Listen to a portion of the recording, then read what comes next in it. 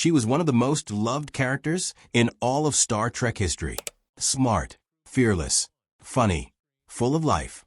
Fans adored her. The crew needed her. And then, just like that, she was gone. Not slowly written out. Not given a goodbye that made sense. She was killed off. And the woman who played her never came back. So what really happened? What was so bad behind those studio doors that one of Star Trek's brightest stars felt she had no choice but to walk away? Stay with us, because the truth is wilder than anything that ever aired on screen.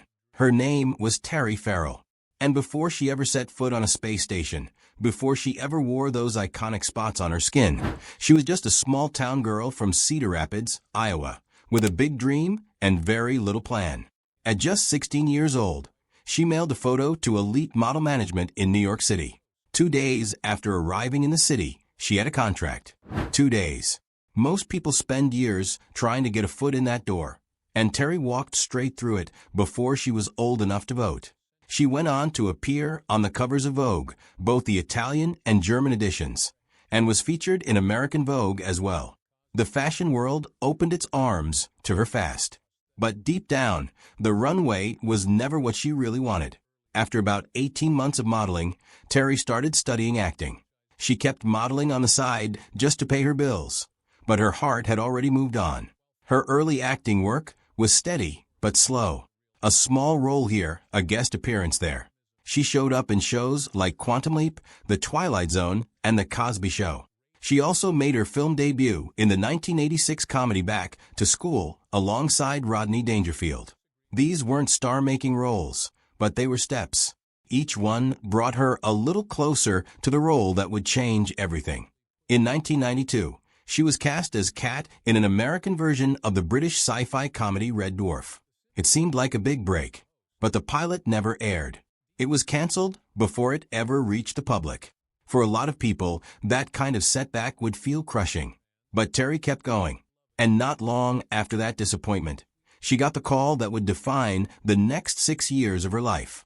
She was offered the role of Jadzia Dax on Star Trek Deep Space Nine. And if you know anything about that show, you know what that role meant. Deep Space Nine was not your typical Star Trek show. It didn't follow a starship zooming across the galaxy from planet to planet. Instead, the whole story took place on a single space station sitting near a mysterious wormhole. It was darker. It was more complicated. It dealt with war, religion, politics, and the gray areas in between. And right in the middle of all that heavy storytelling was Jadzia Dax, a character unlike anything Star Trek had ever put on screen before. Jadzia was a trill. That meant she was a humanoid whose body shared space with a tiny living creature called a symbiont. The symbiont inside her, named Dax, had already lived through 7 other hosts before Jadzia. So when you looked at Jadzia, you weren't just looking at a young woman. You were looking at someone carrying centuries of memories, relationships, skills, and wisdom inside her. She had been a scientist, a warrior, a musician, a lover, and a friend across multiple lifetimes. It made her one of the most layered characters in all of television, not just in science fiction. And Terry Farrell brought her to life with a warmth and a quiet confidence that made viewers fall in love with her instantly.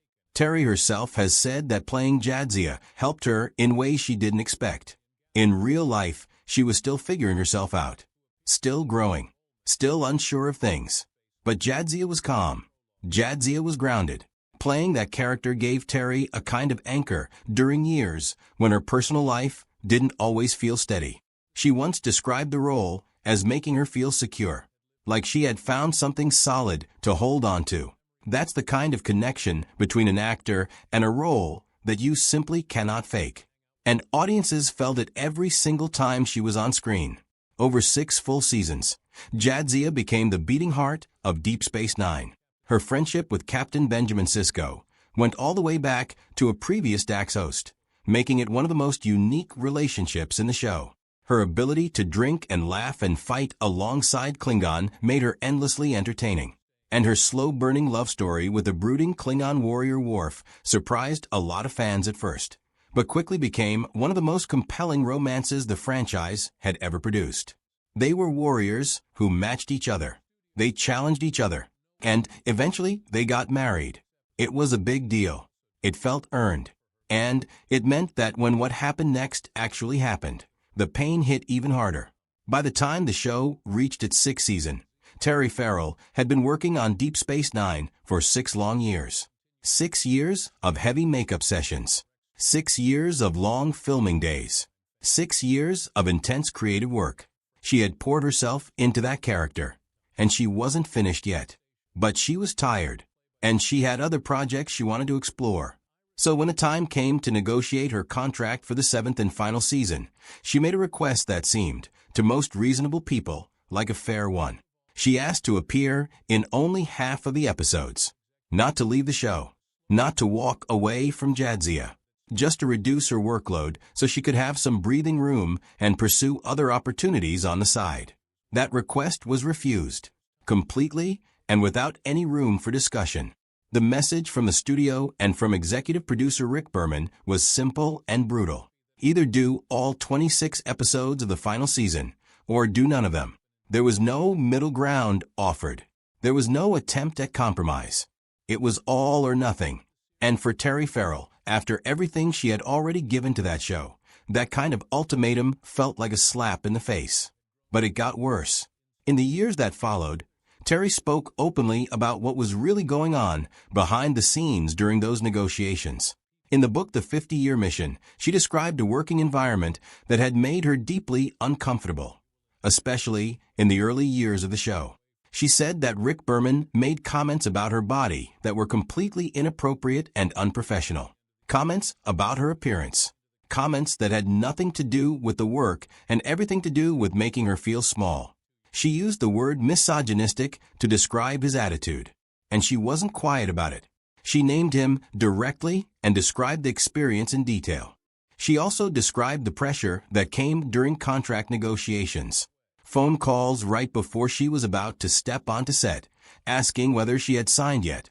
A junior producer who reportedly told her that without the show, she would end up working at a department store.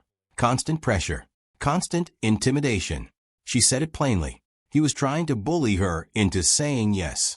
And when she didn't, the studio made a decision that shocked the entire fanbase. They killed Jadzia Dax. In the season 6 finale, Tears of the Prophets, Jadzia was attacked in the Temple of the Prophets by Ghoul Dukat, who had been taken over by evil spiritual beings called the Paraiths. She was badly wounded. She was brought to the sick bay, and she died.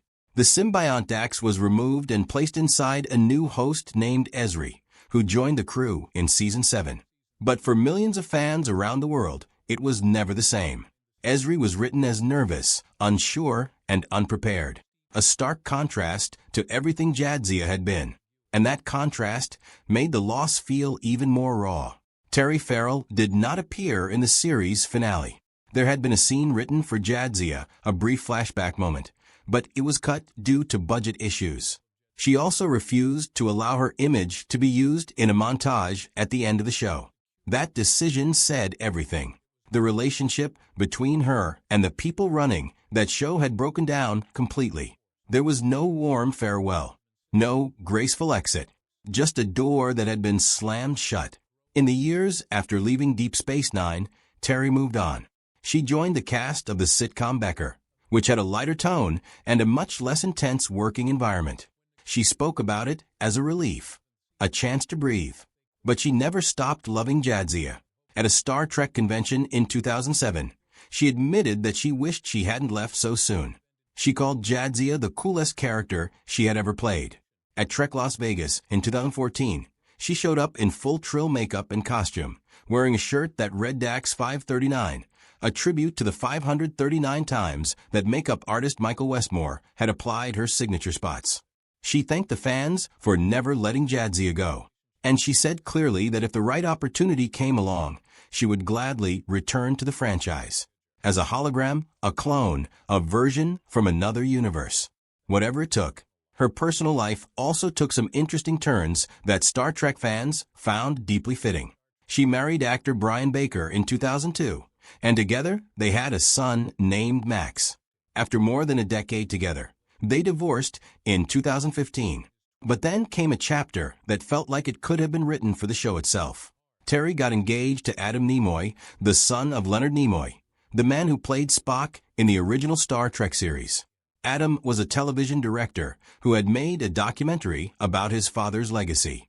Two people connected to different corners of the same universe, finding each other in real life. They married in 2017. It was the kind of story fans talked about for years. Though that marriage also ended in 2022, the connection between Terry Farrell and the Star Trek world never really went away. Because here is the truth that time has only made clearer. Jadzia Dax was not just a great Star Trek character. She was one of the greatest characters in all of television science fiction. She carried centuries of life inside her, and Terry Farrell carried all of it with grace, with humor, and with a realness that never felt like performance. What happened to her behind the scenes was wrong. The pressure, the disrespect, the impossible ultimatum. None of it was okay. But what Terry built in 6 seasons, what she gave to that character and to those fans, that is permanent. Rick Berman could take away the contract. He could not take away what Jadzia Dax meant to an entire generation of viewers. And maybe that is the most important thing of all. Not every story ends the way it should. Not every departure is clean or fair or kind. But the performances that truly matter, the characters that truly connect, those live far beyond the politics and the power struggles that happen behind closed doors. Jadzia Dax lives. And so does Terry Farrell's extraordinary, complicated, deeply human legacy inside one of the most beloved franchises of all time. If you think Terry made the right call walking away from a place that treated her that way, drop a comment below and tell us what you think. And if you enjoyed this story, please like this video, share it with a fellow Star Trek fan, and subscribe so you never miss another story like this one. There are more untold stories waiting for you right here, and trust us, you do not want to miss what's coming next.